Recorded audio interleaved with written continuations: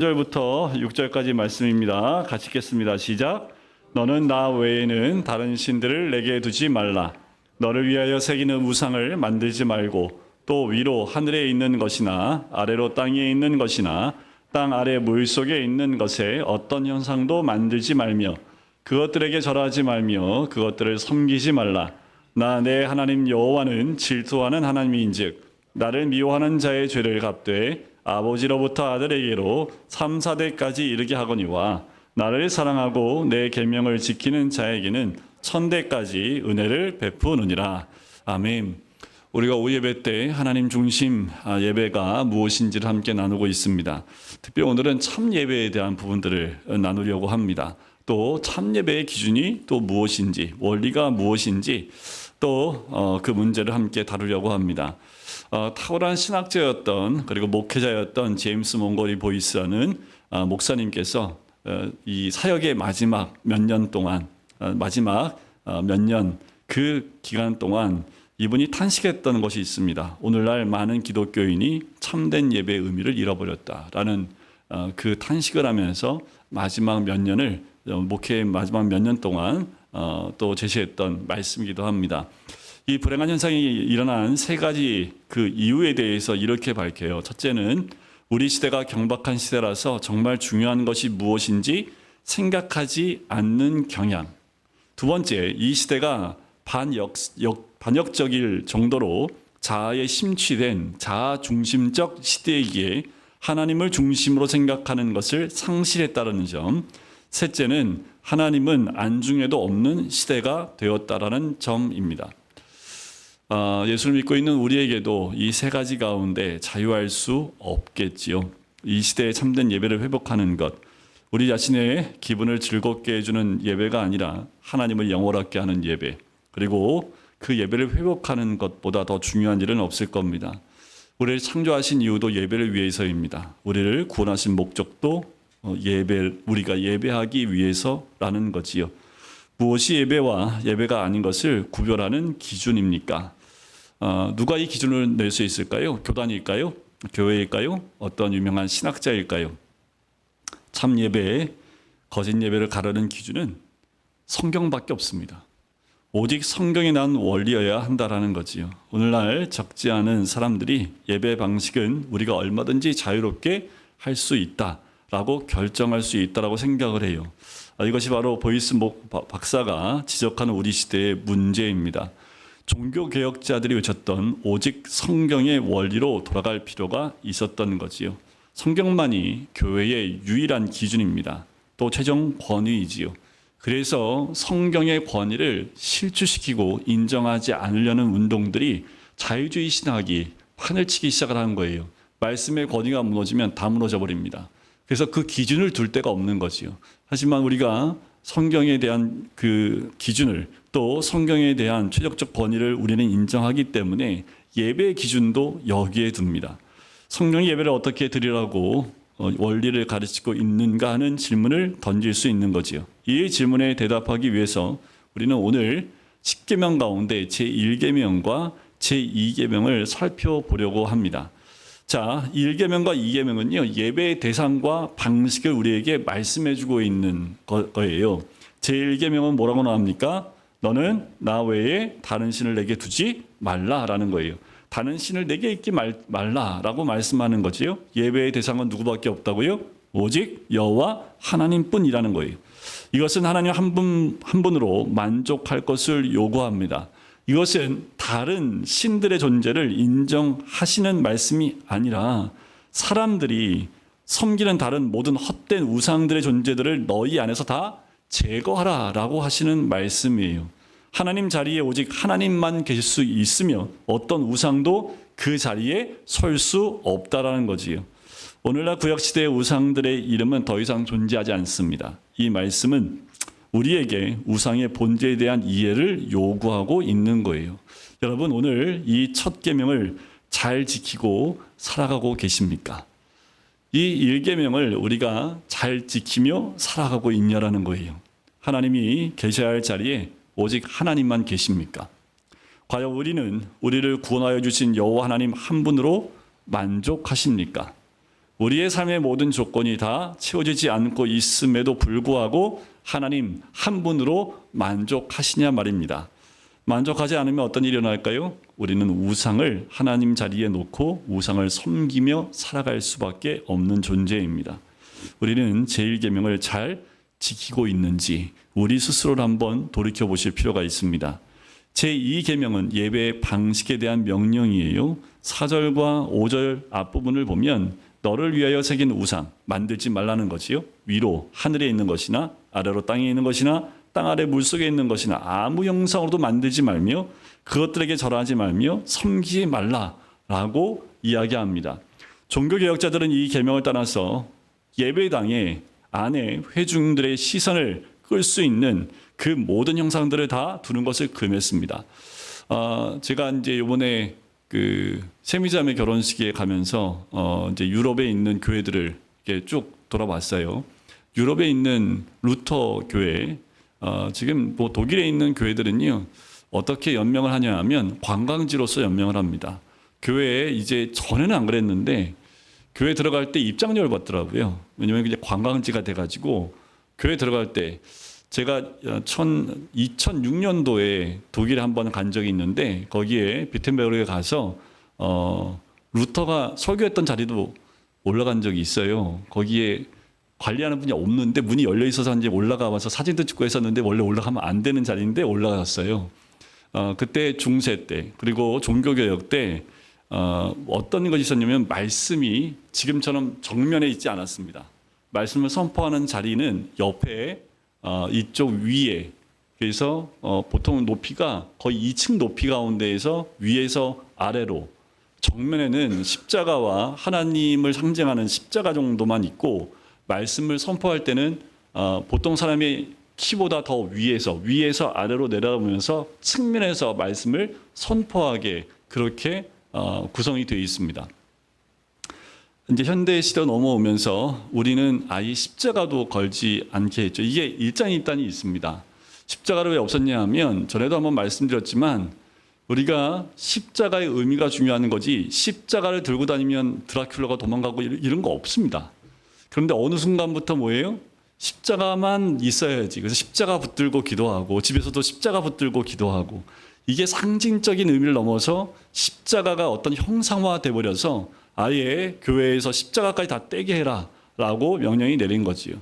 이것도 좀 안타까워요. 교회에 십자가를 거지 못하는 것도 좀 안타깝긴 한데 이렇게 형상화시키는 것에 대해서 금지하게 했습니다. 왜냐하면 우리가 눈에 보이는 것에 너무 많이 현혹되기 때문에 그래요. 눈에 보는 것을 많이 따라가기 때문에 그래요. 이스라엘 백성이 이 계명을 범한 대표적인 사례가 있지요. 그게 광야 가운데 금송아지 숭배 사건입니다. 모세가 이제 계명을 바로 올라갔을 때 40주야가 걸렸을 그때에 자 하나님 외에 다른 신을 요구하는 일이 생기게 됩니다. 그래서 하나님이 형성화했던 게 뭐예요? 금송아지 사건이지요. 금송아지를 만들고 나서 그들이 한 말이 뭡니까? 자 이스라엘아 이는 너희를 애굽 땅에서 인도해낸 너희 신이로다 라고 얘기하고요. 그리고 이어서 내일은 여호와의 절이니라 라고 하면서 예배를 드린 거지요. 자 그들은 제2계명을 범한 거예요. 이 일로 이스라엘은 진멸되기까지 범하게 되지요. 근데 여기서 끝나지 않아요. 이스라엘 역사는 남북이 나눠지면서 북이스라엘에 건국된 북이스라엘 그때 초대 왕이었던 여로보암 왕이요. 다시 이 금송아지 또 세웁니다. 왜 그러냐 하면 예루살렘과 성전은 남유다에 있었기 때문에 1년에 절기, 세 절기는 무조건 성전으로 가야 되기 때문에 백성들이 다 남유다로 가버릴까 봐 여로보암 왕이 단과 베델에 금송아지 2개를 세워요. 그리고 뭐라고 하냐면 이스라엘아 이는 너희를 애굽 땅에서 인도하여 올린 너희 신이라 라고 얘기를 하는 거지요. 하나님께서 말씀으로 규정해 주신 원리가 이와 같이 인간의 편의주의 예배가 되고 마는 거예요. 편의상 이제 금송아지를 만들어 놓고 이제 너희가 섬길 하나님이다 라고 해놓고 성전을 갈 필요 없다 라고 만든 거지요. 그런데 이스라엘 역사에서 이스라엘 백성의 삶 구석구석까지 침투했던 것이 있습니다. 그게 뭐냐면 산당이에요. 산당을 왜 만들었을까요? 하나님 섬기려면 성소로 갔어야 했습니다. 그런데 하나님 예배할 수 있는 분명한 기준이 있는데 시간이 흐르면서 사람들이 편하게 예배드릴 수 있는 산당을 만들어 버린 거예요. 편의주의가 이제는 산당을 세우기 시작을 했고 결국 이방인들의 제사 제도까지 흡수를 해서 혼합되어지고 혼탁한 혼합주의 제사가 되고 말았다라는 거예요.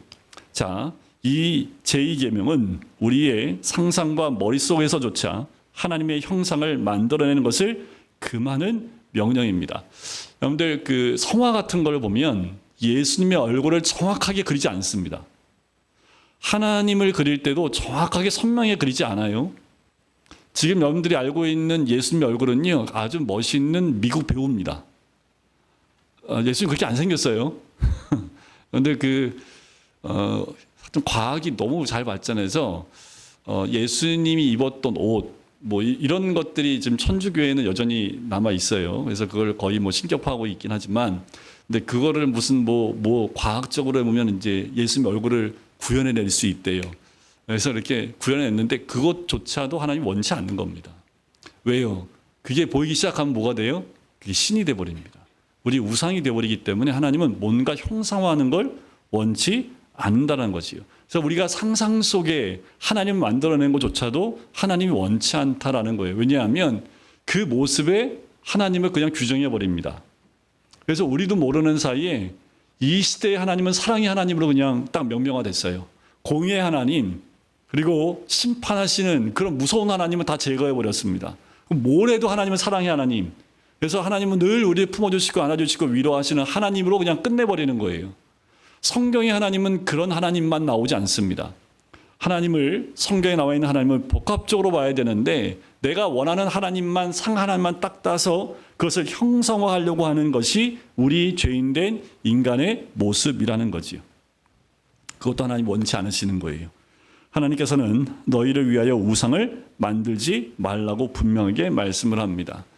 그런데 십자가를 가지고 다니시는 것 잘못된 거 아니죠. 차에 십자가 걸고 다니는 것, 그게 뭐가 잘못됐습니까?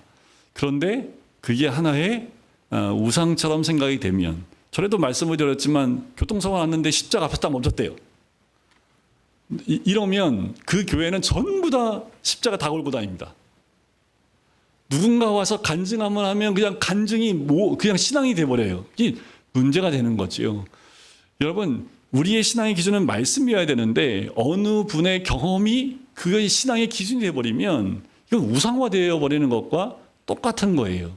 우리가 어떻게 우상화 작업이 되냐면 어떻게 하면 복 받더라, 이렇게 하니까 하나님 복 주시더라, 이랬더니 대박 났더라 하면 다 똑같이 합니다. 왜 여러분들 산에 올라가고 애기 아들 낳으려면 누구 코를 만지면 아들 난다고 거기만 맨들맨들 하잖아요. 근데 여러분들도 올라가면 괜히 한번 만져보고 싶지요. 그게 사람의 마음이라니까. 그게 만진다고 아들 낳아요? 그거 안 만지면 딸 낳아요? 그런 거 없잖아요. 그러니까 거기에는 불쌍은 뭐예요? 괜히 코만 반들반들해. 그러니까 왜 그런 얘기가 나는지 몰라요. 근데 한번 입소문이 나면 그렇게 되는 거예요. 그러니까 우리도 뭐예요? 말씀 한 절, 이 말씀 한 절을 내가 외우고 했더니 이렇게 했더라. 그러니까 그 말씀이 또 다 돌아. 이것도 잘못된 거라는 거예요. 말씀에 참된 의미가 중요한 것이 그 말씀이 집안에 딱 걸려 있었더니 하나님께서 함께 하셨더라, 이런 거 없다니까요. 그렇다고 집에 그 말씀 걸어놓은 걸 떼란 얘기는 아닙니다. 근데 마치 그것을 말씀이 걸어놨기 때문에 이렇게 생각하시면 안 돼요. 애기가 떠나가 이런 생각을 하시는 분들이 계세요. 왜냐하면 우리 부모님 세대에 이 토속신앙 같은 것이 교묘하게 이 신앙과 이게 연결되어져 있기 때문에 그래요. 자, 예배의 대상을 규정하는 제1계명과 예배 방식을 규정하는 제2계명은 분리될 수 없는 하나일 수밖에 없는 거지요. 자, 이와 관련해서 오래된 신학 논쟁이 하나가 있습니다. 좀 알 필요가 있는데, 예배와 관련해서 규정적 원리와 규범적 원리라는 이런 용어가 있어요. 자, 이거는 좀 제가 설명을 드릴게요. 규정적 원리는 성경이 예배에 대해서 하라고 명한 것들만 해야 한다고 하는 입장이에요. 대조적으로 규범적 원리는 성경이 금하고 있지 않은 것을 예배에 포함시킬 수 있다는 입장입니다. 규정적 입장은 성경에서 금하는 거 외에 나오지 않은 거 다 금합니다. 근데 규범적인 건요. 성경에서 금하는 거 외에는 허락해도 된다라는 거예요. 이런 현상들이 지금 굉장히 어느 시간대부터 현대화되면서 예배도 굉장히 현대화됐어요. 그러면서 성경에 금하지 않은 것들을 시도해 하려고 하는 그런 경향들이 있지요. 열린 예배라는 예배가 있습니다. 그건 예배가 아닙니다. 열린 예배가 뭐냐면 예배란 말을 붙이는 게 아니라 열린 모임, 이게 맞습니다. 그러니까 안 믿는 사람들이 자연스럽게 와서 거기에서는요 예배가 아닙니다. 그거는 말로만 예배지, 그냥 안 믿는 사람도 편하게 와서 그냥 복음 들을 수 있는 자리를 만든다는 입장에서 열린 예배라고 하지만 그건 예배가 아니에요. 예배 시간에 찬양이 아니라 그냥 가요가 흘러나옵니다. 처음 교회 나온 사람들이 너무 부담감 가지면 안 되니까. 그러니까 예배가 하나님 중심이에요? 아니면 안 믿는 사람 중심이에요? 그건 예배가 아니죠. 그렇게 오픈되어져 있는 것들이 많이 시도가 돼요. 이런 것들을 규범적 원리에 입각한 거예요. 자, 우리가 규정하는 규정적 원리는요, 칼빈이 추구했던 거고요. 규범적 원리는 루터가 강조했던 입장입니다. 규범적 원리는 문화적 상황화를 포함해서 많은 자유를 허용한다는 장점이 있어요. 그래서 젊은이들이 좋아합니다. 젊은이들이 좋아하는 예배를 보면 젊은이들이 좋아할 수밖에 없는 환경과 여건을 만들어요. 불빛도 이렇게 환하지 않습니다. 찬양할 때 막 사이키 조명 막 터지고 막 어마어마해요. 가면 막 정신이 없어요. 어르신들 가면 막 정신이 없어요. 근데 애들은 거기서 예배 드린대요. 그러니까 예배 드리는 모습이 너무 다양한 거예요. 한쪽에서는 막 뛰어다니면서 막 찬양하고, 한쪽에서는 막 무용하고 있고, 한쪽에서는 무릎 꿇고 있고, 막 정신이 하나 통이 되지 않은 모습 가운데 각자 하나님께 예배, 그러면은 각자 그냥 예배 드리면 돼요. 근데 예배라는 장소에 들어와서 자유로운 예배를 표명하면서 젊은이들이 마음껏 온 몸을 다해서 예배 드릴 수 있도록 허용한 예배라는 거예요. 자, 이 원리를 보면 하나님보다 우리의 즐거움과 만족을 예배의 척도로 삼을 수 있는 위험이 있고요. 성경에 언급된 예배 요소들보다 언급되지 않은 요소들을 더 많이 사용할 위험이 있다라는 거지요. 반면 규정적 원리는 예배의 방식을 하나님께서 친히 정하실 뿐 아니라 처음부터 끝까지 오직 성경을 기준으로 삼음으로써 이교적 요소들이 예배에 들어오는 것을 예방하는 거예요.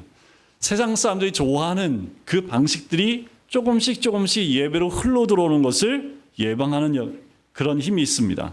구약의 역사에서 보듯이 우리는 그럴 가능성을 너무나 많이 가진 사람들이기 때문에 중요하지요. 일례로 여러분들 기도도 그렇고 뭐 이런 것도 있대요. 이머징 교회들이라고 해서 이 역사가 좀 됐는데 아주 오래되지는 않았습니다. 뭐 미로 걷기 같은 오솔길을 걸으면서 예배드리는 모습. 그러니까 예배 가운데 들어오는 것을 규정적 원리는 막아줄 수 있는데 이 미로 걷기는요, 고대 이교적 예배 의식입니다. 관상기도 많이 들어보셨죠? 그게 위험성이 있습니다. 말씀에 기반되지 않고 그냥 묵상하는 가운데 영적 세계로 들어간다는 잘못된 인식을 갖고 있어서 굉장히 거룩한 것처럼 보여요. 절대 그렇지 않습니다. 말씀에 근거하지 않은 좀 영적인 것을 추구한다라는 일목으로 여러 가지 도전을 하고 있고 시도를 하고 있지만 자칫 잘못하면 기준 없는 잘못된 길로 갈 수 있다라는 거지요. 대표적으로 부산에서 열렸던 WCC 그 총회 가운데 어떤 일이 있었는지 여러분들 전에도 한번 말씀드렸지만 이화여대 신학과 교수였던 정현경 교수가 초혼제를 드렸습니다. 초혼제가 뭔지 아세요? 영혼을 불러들이는 제사입니다. 그거를 이화여대 신학교가 있는지도 몰랐어요. 그건 신학교도 아닙니다. 그냥 종교학과라고 하면 맞겠지요. 그러니까 이건 신학교 교수도 라고 할 수 없는데 이 교수가 초혼제를 드린 거예요. 그래서 예배 시간에 시작하면서 초혼제 제사를 드려요. 이 행위가 충격적이어서 일부 참석했던 목사님들이 즉각 퇴장하는 일도 있었지만 결국 WCC가 추구하는 다원주의 안에서 규범적 원리조차도 논의되지 않는 세계 교회의 우상 숭배적 타락상을 드러내고 있다는 것은 분명합니다. 여러분들 우리가 보기에 저건 말도 안 돼 하지만 그 모습들이 조금씩 들어오면서 우리 젊은 아이들 눈에는 저거 괜찮지, 저게 뭐 어때서 하면서 조금씩 열린다라는 거예요. 문화적인 부분에서 우리 어른들이 느끼는 문화와 우리 젊은 세대가 느끼는 문화의 수준이 굉장히 차이가 나기 때문에 저런 불경건한, 우리는 그렇게 생각하지만 젊은이들은요 그럴 수 있지 라고 생각하면서 조금씩 들어온다라는 거지요. 별의별 걸 다 해요. 향을 피우기도 하고 촛불을 켜놓고 드리기도 하고, 심지어 그림 그리고 싶은 사람은 그림으로 예배를 드리고, 노래 부르고 싶은 사람은 노래 부르면서, 춤을 추는 사람은 춤을 추면서 규제가 없이 굉장히 다양한 모습으로 예배를 드린다는 표명하에 예배 시간에 그렇게 예배 드리는 모습을 봅니다. 자유스럽죠. 젊은이들이 들어올 때는 굉장히 도전적이고 굉장히 좋아 보일지 모르겠습니다. 이런 문제들을 구체적으로 언급하는 이유는요, 지금 우리가 살고 있는 이 시대 예배가 어느 정도까지 가고 있는지를 한번 볼 필요가 있기 때문에 그래요. 왜 이렇게 됐습니까? 예배 방식을 사람이 정할 수 있다는 생각은, 하나님께서 성경에 금하지 않은 것은 다 할 수 있다는 생각이 이런 결과들을 가져오게 했다라는 거지요. 그래서 규정적 원리가 중요합니다. 규정적 원리에 대해서 웨스트민스터 신앙고백은 이렇게 설명을 해요. 참 하나님을 예배하는 적절한 방법은 그분 자신으로 말미암아 제정되고 그분 자신의 계시하신 뜻에 따라 제한된다. 따라서 하나님은 사람의 사상이나 상상이나 고안 또는 사단의 암시를 따라 예배받으시지 않으시고, 어떤 보이는 표현물이나 성경에서 규정하지 않은 어떤 다른 방식을 따라 예배받지 않으신다. 자, 이것이 우리가 규정적 원리를 극단적으로 적용하면 좀 율법주의화 될 수 있지만, 그것을 조심해야 하지만 이 원리는 예배에 있어서 대단히 중요한 성경적 원리입니다. 모든 타락의 이면에는 먼저 예배의 타락이 일어났다는 점을 우리는 생각해 봐야 합니다. 예배를 성경적으로 지켜주는 원리 굉장히 중요하지요. 누가 예배 방식과 요소들을 결정하고 명령할 수 있습니까? 목사입니까? 당회일까요? 교인들의 다수의 의견입니까? 우리가 이렇게 예배드립시다 하고 찬성을 3분의 2만 찬성하면 우리가 예배를 바꿀 수 있습니까? 할 수 없지요. 하나님 말씀이 결정합니다. 목사나 어떤 교회 지도자나 예배자들에게 무엇을 할 수 없는지를 규정할 수 있는 권위를 그들이 갖고 있지 않아요. 칼빈이 말한 대로 인간의 마음은 우상 공장이기 때문에 그렇습니다. 하나님의 말씀이 예배를 결정하는 거지요. 자, 성경은 우리가 하나님을 어떻게 예배해야 하는지에 대해서 많이 말씀하고 있습니다. 성경은 예배로 시작해서 예배로 끝나는 책이 성경입니다. 가인과 아벨의 예배가 나오지요. 요한계시록 마지막에도 보면 천상에 모인 모든 구속받은 하나님의 백성들, 어린 양의 신부들이 하나님과 어린 양께 드리는 경배와 예배로 마쳐요. 그래서 성경은 한마디로 예배의 책입니다. 모세의 율법의 많은 부분이 예배에 대해서 얘기해요. 특별히 레위기를 보시면 예배를 가장 큰 주제로 다루고 있지요. 구약의 역사서는 이스라엘 백성이 어떻게 하나님을 바르게 예배하는 일에서 벗어났으며 멸망을 자초했는지에 대한 부분이 나옵니다. 주님께서도 어떻게 바리새인들과 유대인들이 참된 예배를 벗어났는지를 지적하고 계시지요. 서신서에도 이런 부분들을 가감없이 알려주고 또 참된 예배가 무엇인지를 알려주고 있습니다. 성경은 예배가 하나님의 창조의 목적이고 하나님께서 독생자를 보내셔서 자기 백성을 구원하신 목적도 분명히 예배에 있음을 알려줍니다. 그래서 예배가 중요한 거예요. 우리의 존재의 목적이 뭐예요? 하나님께 예배드리는 겁니다. 이 예배가 무너지면 신앙은 다 무너집니다. 내 삶에서 꼭 지켜야 될 것이 있다면, 신앙 가운데 지켜야 될 것이 있다면 예배입니다. 저도 예배의 삶에 대해서 굉장히 강조합니다. 삶 속에서 예배드리는 것을 강조해요. 그것도 중요합니다. 그런데 우리 믿음의 사람들이 모여서 함께 예배드리는 것도 굉장히 중요해요. 우리가 지금 하나님을 예배하는 자인가, 하나님께서 정하신 방식을 따라서 참되고 살아계신 하나님을 예배하는 자로 살아가는가 하는 것이 우리 인생과 영혼을 결정하는 문제라는 사실을 우리는 꼭 기억해야 합니다. 더 나아가서 참된 예배와 그렇지 않는 예배 가운데 하나님 무서운 경고를 하고 계신 것이 제2계명 가운데 나와요. 무슨 경고를 하십니까? 아버지로부터 아들에게까지 3, 4대까지 이르러 하나님이 경고하시는 메시지가 나오지요. 무서운 경고의 메시지입니다. 단순히 아버지의 잘못된 습관이 자식에게 전수된다는 차원을 넘어섭니다. 당연히 그것도 있지요. 하지만 아버지의 죄책이 죄에 대한 책임이 자녀 손에게 전수된다라는 그 의미예요. 이 말씀을 이런 겁니다. 구약 성경에는요, 언약적 연대라는 개념이 있어요. 그래서 가족이 함께 있을 때 그 가정이라는 단위는 하나님께서 책임을 맡기시고 물으시는 아주 기본 단위라는 거예요. 그래서 만일 언약 가정의 가장이 하나님께 범죄하면 그 가족이 모두 정죄를 받는다라는 거지요. 가장 대표적인 게 뭐예요? 고라반역 사건을 보시면 그 아버지의 잘못한 선택으로 그 가족 전부가 다 땅속으로 빨려 들어가는 그 모습을 볼 수 있지요. 여기서도 그 자녀들이 아무 죄가 없이 무죄한데 아버지 죄 때문에 죄값을 받는다는 것이 아니라 아버지의 죄에 그들이 참여하게 되었다는 점에서 죄값을 받는 거예요. 자, 아버지가 우상을 섬기면 자녀들도 그 우상 숭배에서 벗어나기가 어렵겠지요. 하나님께서는 이 잘못된 예배의 관행이나 얼마나 잘못된 신앙을 참된 신앙을 훼손했는가를 이 경고를 통해서 보이시고 있는 거예요. 잘 보세요. 나를 미워하는 자의 죄를 갚되라고 나오지요. 나를 미워하는 자. 나를 미워한다는 것이 무엇이겠습니까? 내가 선하는 예배가 이런 거야. 나는 이게 편해. 자기 중심적 예배를 드리는 것 자체가 하나님을 미워하는 것과 같아요. 예배는 나를 위해 드리는 것이 아니라 주께 드리는 겁니다.